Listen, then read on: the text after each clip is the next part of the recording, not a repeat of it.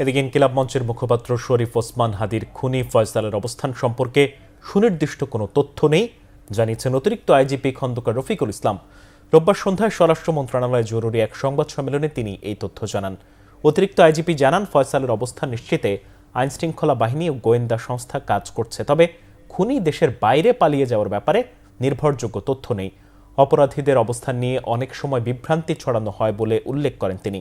এ সময় ডিবি প্রধান শফিকুল ইসলাম বলেন, হত্যাকাণ্ডের পেছনে রাজনৈতিক উদ্দেশ্য থাকতে পারে, তবে এ ঘটনায় সুনির্দিষ্ট কোনো রাজনৈতিক দলের সম্পৃক্ততা আছে কিনা তা এখনও নিশ্চিত হতে পারেনি আইন শৃঙ্খলা বাহিনী। আসামি বর্ডার পার হয়ে চলে গেছে কিনা এই বিষয়টা আমাদের কাছে সুনির্দিষ্ট তথ্য আমরা এখনো কনফার্ম হতে পারিনি যে সে হয়ে চলে গেছে।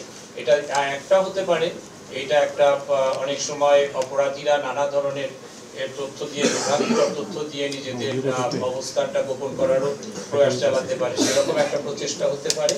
আমরা দেশের ভিতরে বা কোথায় সে আছে আমরা এই তার অনুসন্ধান তদন্ত আমরা চালিয়ে যাচ্ছি এবং যে কোনো দেশের ভিতরে কোথাও আছে কিনা থাকলে আমরা তাকে গ্রেফতারের চেষ্টা আমাদের চলমান আছে।